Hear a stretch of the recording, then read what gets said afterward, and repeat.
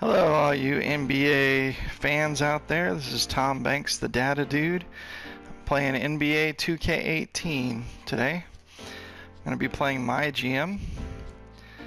Now, as you can see, I already have a Grizzlies save, and I'm not going to be playing my Grizzlies team. We're going to start a new franchise. So we're starting from the beginning. So here we are on the MyGM My League screen. The first thing I'm going to do is choose MyGM the next chapter. Sometimes you'll see people online saying that they're playing MyGM, and then you look and you see that there's no cutscenes and they're actually playing My League. So we're going to do MyGM because we want the cutscenes and the story. We have the start mode and we have the setup options. We're going to go into setup options right from the beginning. We're going to set quarter lengths to 12 minutes. We're not going to normalize anything or do a fantasy draft. We'll leave injuries on, but we're going to reduce the severity to 40, and we're going to reduce the injury duration to 40. We're also taking career injuries down to about 25 because we want people to continue to play it during their career and have a good chance at having a long career. We're not going to mess with any of these other changes here except for draft class quality. We're going to bump up to 55. Go ahead and advance. Oops, go back one. Change gameplay difficulty also to Hall of Fame. And now we'll advance. Alright, so this is the screen where you get to pick your team. Notice that the total budget over here in the left hand corner of the screen for this team is 175.5. Depending on what the market is, you'll have different budgets, and that'll affect how much money you can spend on your players. As I said, I already have a Grizzlies my career, so MyGM, I'm not going to run that. My daughter helped me choose randomly, and we chose the Kings. They have a much smaller budget of 137.5. Over on the bottom right there, in the middle, we're going to look at the owner preferences. He wants the team to be successful and have a good image. He's also very patient, and level of involvement is fairly in the middle, so there's a good chance that he's not going to get in our business too much. So we're going to go ahead and advance. Yes, we want to control this team. And the game begins.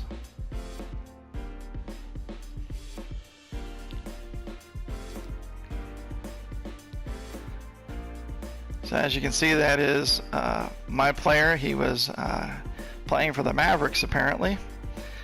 Take a deep breath. We should have the results back in a second. My player's name is Tom Banks. My knee can't bend it. Something's not right.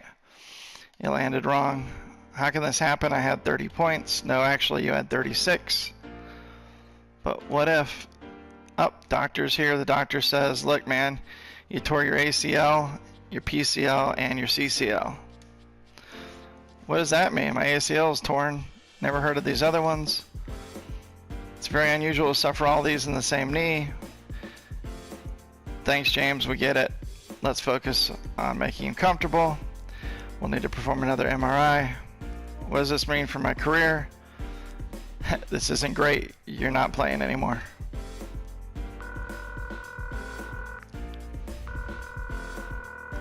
Six years later in Sacramento. Mr. Lance have just arrived. Should be inside in a few. Let's make the most of this moment, says the owner. Of course, sir. Let's go over on the agenda. He says, all right, a couple of meet and greets. Everybody wants to meet you because you're legendary. Simple enough. Then you'll do a press conference. Media is going to come at you hard, but you know, you're ready for it. I see David and Zach Randolph. I'll catch up with them. Talk to you later. Hey David, Zach, wait up. Allow me to introduce myself. I'm the new GM. Zach Randolph says, welcome. I'm a huge fan of you back in your playing days. Can't tell how excited I am the team hired you. Really feel like hiring a GM that has, been in the league, understands what's up. Thanks, Zach. To be honest, I'm a big fan of yours. I'm looking forward to seeing what we can do together. Mr. Banks, it's an honor. I've been asking Mr. Lance if you've given any indication on if you plan on bringing in your own staff. Dave, we haven't even talked about staff yet. Don't worry about it. Coach, definitely players coach who wants to win. That's what I'm here for. Looking forward to a big year. Great group of guys. I'm as well. Need to get to Mr. Lance's office. Now I'm in the owner's offices. My apologies for being late. Have a seat. Check out some scones. I don't know what you're talking about. Yeah, whatever, bro. So you said you saw David Randolph on the way in. Yep, good guys. Got a chance to introduce myself. Didn't want to keep you waiting. You'll have plenty of time to get to know your team. I'd like to officially introduce you as the new GM. I must say you're very impressive. Thank you, sir. I remember when you had 30-something, 36 actually. As I was saying, you're dominant. You're the man. You're in charge of the team now. You don't lose. I don't lose. Let's win. Let's see, it's 1:50. It's time for your press conference. I thrive on it, sir. Don't lie, be honest. Thanks for the advice. Time to walk.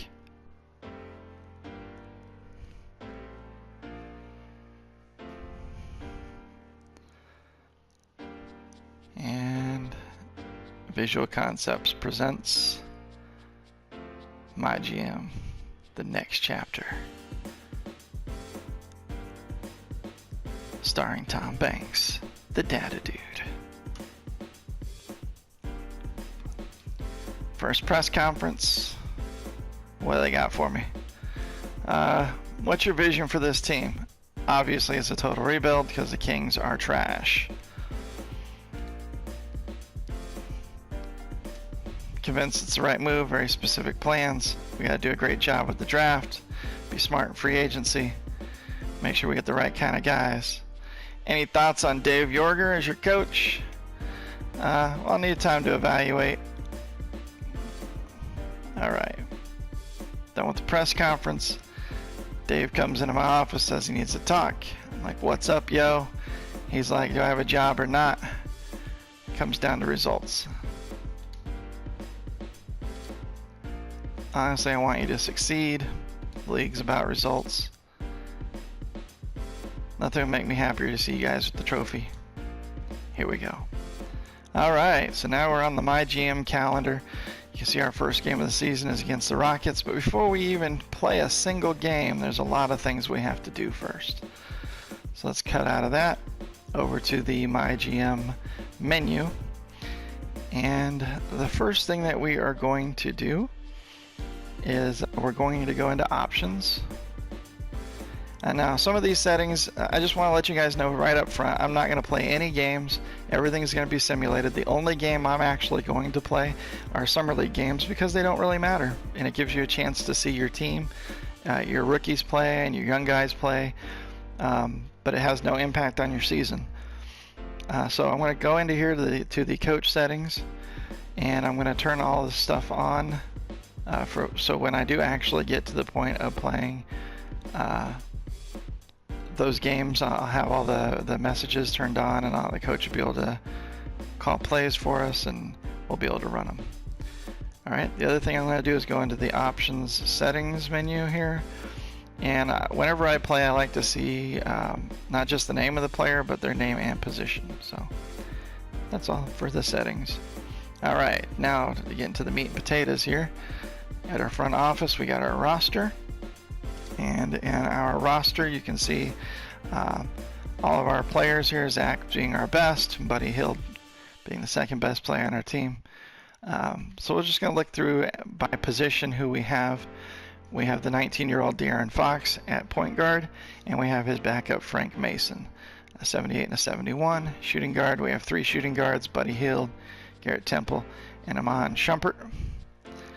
At small forward, we have 5 small forwards, Bogdanovich being the best, 40-year-old Vince Carter, Justin Jackson, Jakar Sampson, who is a two-way player.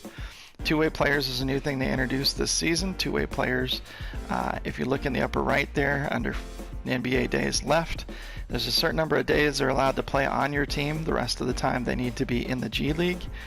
Jakar is a 71, and he's got 3 people ahead of him in the lineup. So we're going to go ahead and we're going to send him down to the G League. Bruno Caboclo is our 4th small forward. At power forward, we have Zach Randolph, Skal Labissiere, Nigel Hayes, and we have our other two-way player, Jack Cooley. We're going to go ahead and send him to the G League. And then at center we have Willie Cauley-Stein, Costa Koufos, and Harry Giles, 19-year-old. All right, so that's our team.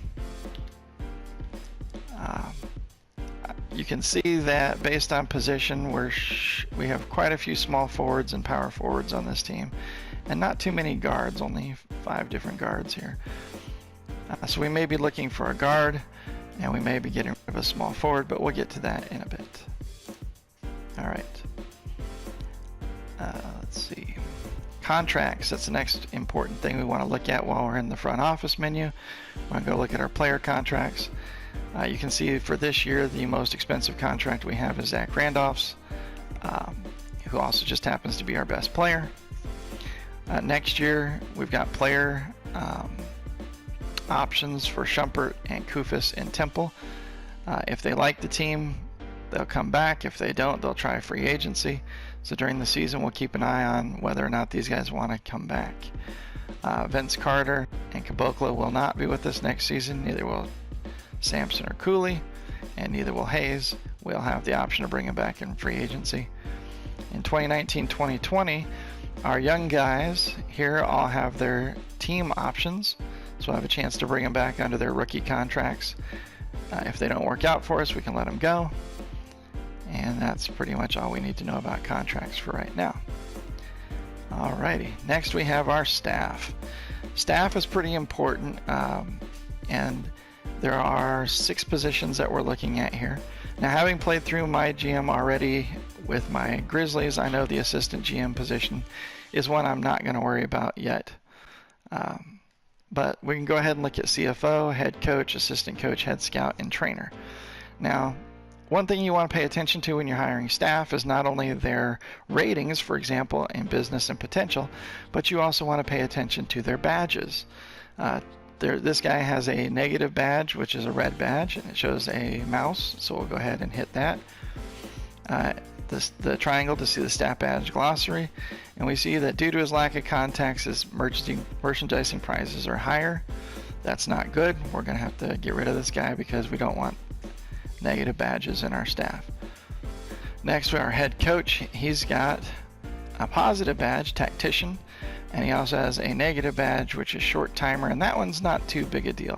Competitor would be bad, short timer's not too bad, we can live with that. Next we have our assistant coach. The assistant coach has got a positive badge of former player and tactician, but he has a negative badge of competitor, and that's not good for our team chemistry if we lose, and we're going to lose a lot. Next guy here we got is our head coach. We look at his badges, or our head scout, I'm sorry, and he's got lazy, which means we get 2 fewer scouts with this guy. Knowing that our team is going to be terrible this year, this guy is the worst thing to have for scouting out prospects. We want as many scouts as we can get. We're definitely going to get rid of this guy. We're definitely going to look for a hard worker or a dedicated badge so that we can get those extra prospects. And lastly, we have our trainer, Tim Davis. Now he has the fitness guru, which makes players tire less quickly during games, but he has experimenter, which means our injuries will last a lot longer.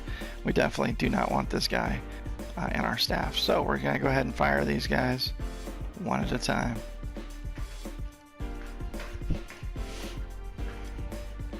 Our CFO, I tend to fire everyone cordially. I probably won't ever hire them back, but it doesn't hurt to leave your options open. So Hunter Thomas is gone, and we're going to go ahead and get rid of our assistant coach.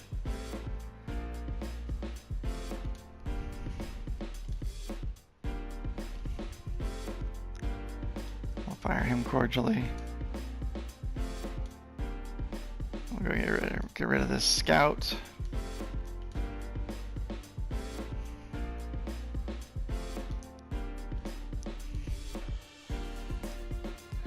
And finally, we'll let go of the trainer.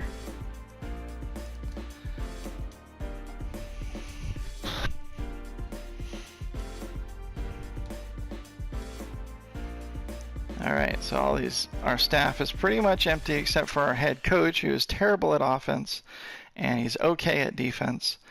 And he is not a great coach, but for now we'll stick with him. Let's go ahead and get ourselves a CFO. All right, so to hire a CFO, the things he's most important at is business. We see the first guy here, Gary Harris, is an A, but we also see that he has the bully, which reduces trust with other members of the staff, so we don't want him. This guy looks pretty good, Jacob West. He's got the promoter and marketer badges, which are both excellent for our team, so we are going to offer him a contract.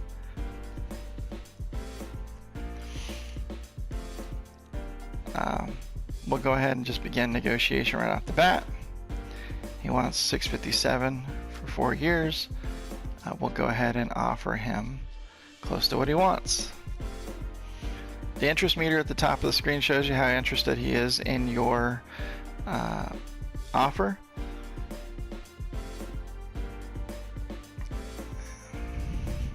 We'll try to get it as high as we can. The nice thing about negotiating with guys, so he'll take 650. I'm pretty sure we'll just give him 650 for 4. Nice thing about negotiating with the guys right now and not in the off season is that nobody else is trying to pick them up. So we'll make that offer, and he'll be our new CFO. Awesome. All right, next we need to pick up an assistant coach, so we'll go ahead and take a look at the assistant coaches. Well, assistant coach is responsible for offense and defense, so we'll go ahead and look at the best assistant coach available is Trent Peterson. The next guy here is Otis Newman, and then we got B. Rowe, Barney Rowe, and Owen Taylor. Let's go ahead and look at, we definitely want someone who's high in offense since our coach is not very good at it, our head coach. So we're going to go ahead and offer Trent Peterson a position. He also has the former player badge, which helps reduce those negative morale hits.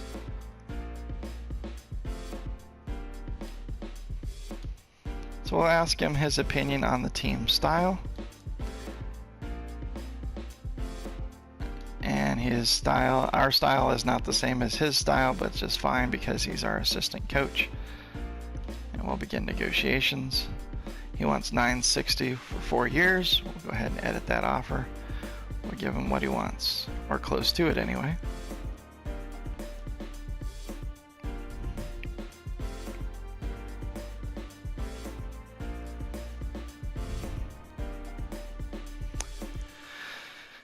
As others have noted, it kind of sucks that you have to scroll and scroll and scroll just to get close to the numbers on here. We'll give him exactly what he wants for 4 years, and he's happy to join us. Okay, we'll go and get ourselves a head scout now. Kuba's a really good scout. I've had him before in other games. He'll also give you an additional 1 prospect. Let's see if we can find a dedicated scout that's really good at scouting. This guy's good, but he's got the spilled glass. We know the spilled glass means he's careless, and that makes his scouting reports 10% less accurate. See if we can find another high-ranked guy. Ah, here we go. Oliver Gatson. He's a B in scouting with a D potential. And let's see if there's anyone else down here in the Bs. Oh, this guy's pretty good. Monty Clayton. He's a BC+.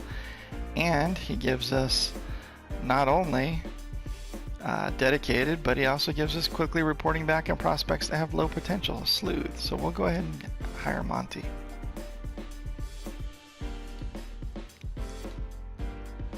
We'll go ahead and negotiate, and he wants 243. So we will offer him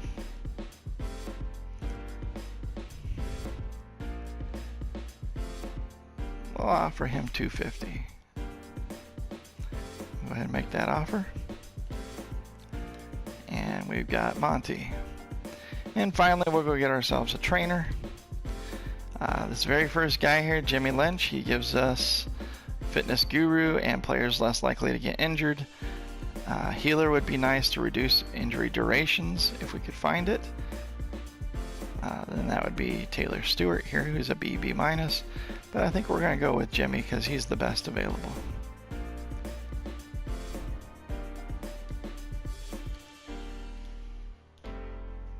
He wants 338 for 4. We'll give him as much as he wants.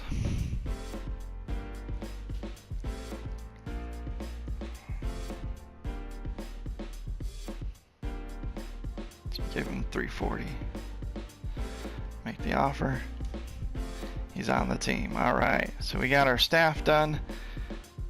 Everybody's good to go. We're done with staff. All right. Next thing we want to look at is coaching.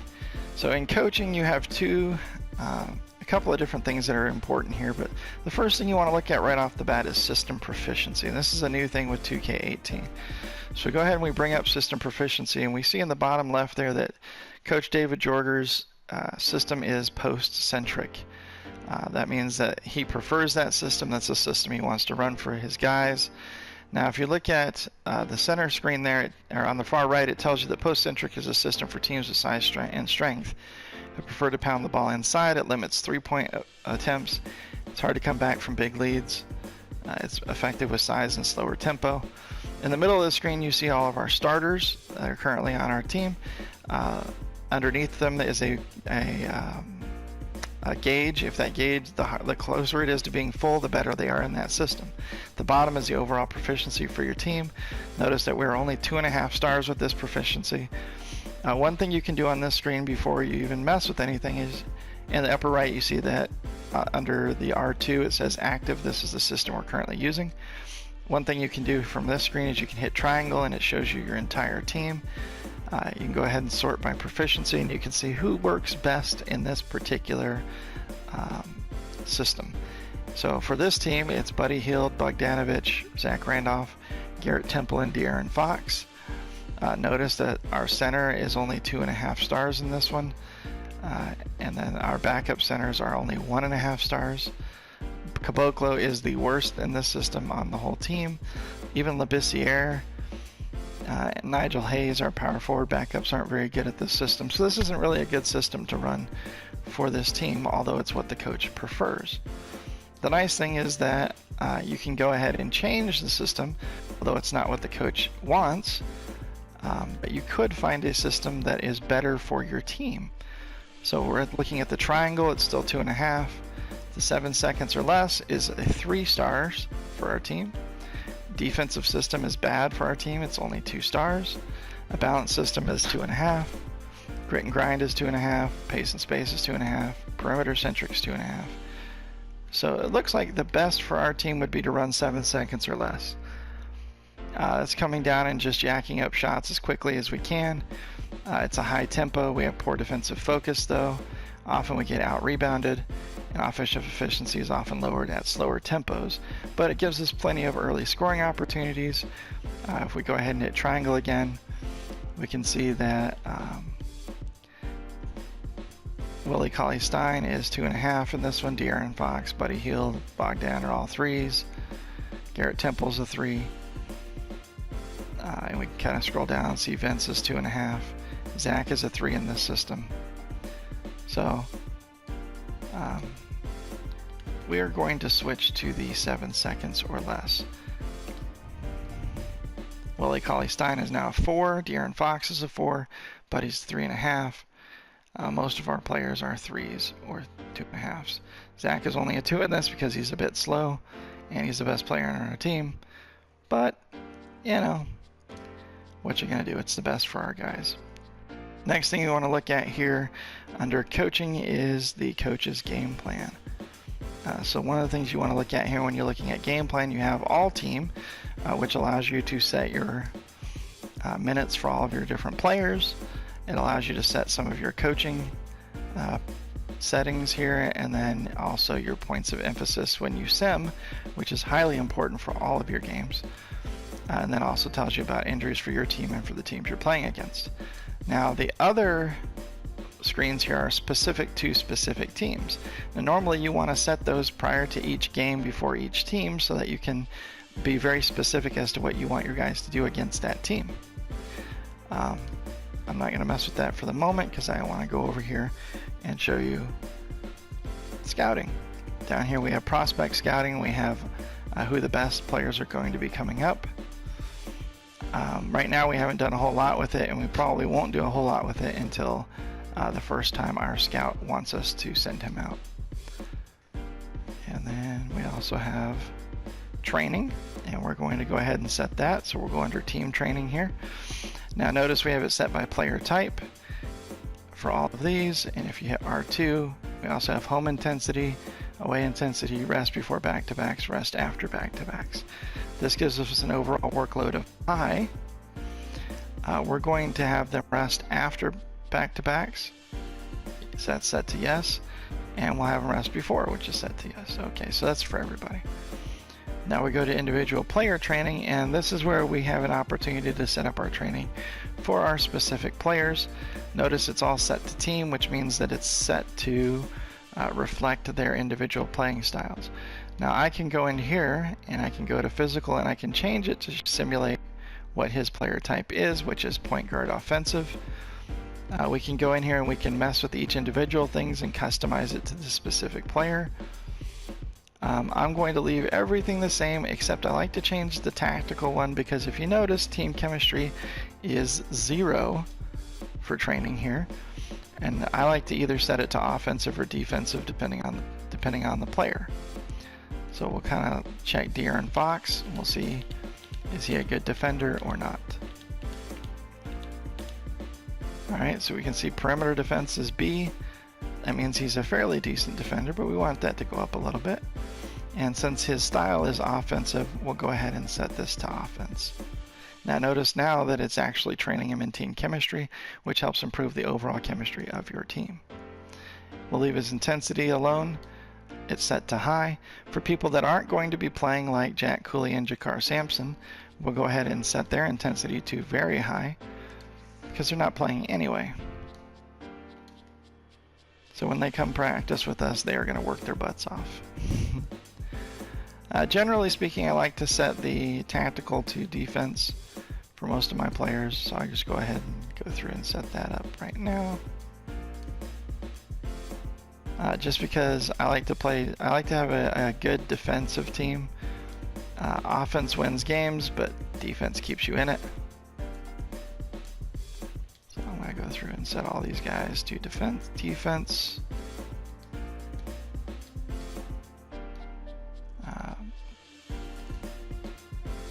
Shumpert, Kufis, Frank Mason, Harry Giles, Bruno, Nigel,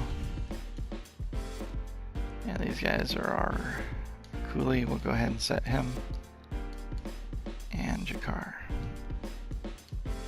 Alright, so everybody's set to offensive or defensive. Alright, so our training is set up now. We'll go ahead and look at the business. So pricing right now, our tickets are $48 per person. I'm going to take this down just a little bit to $45. I want to apply that. Parking is $10, that's not bad. Team hats are $18, souvenirs are $10. We don't charge for programs. And then hot dogs are $4, sodas $4.75, which is kind of ridiculous. I'm going to take this down to $2.55. Ice cream is $2, burgers are $4, and coffee is $2. Alright, we'll make burgers $5. We'll make them $4.50, that's fair. So none of this really has that big a deal, except it affects your overall profit. You can look at the pricing graphs and it shows you what your profit is as the season progresses. You can look at the overall team finances. Here's your projected revenue and expenses and your projected profit or loss. Right now we're making a profit, and that'll make the owner happy. Alright, so at this point we are ready to get started.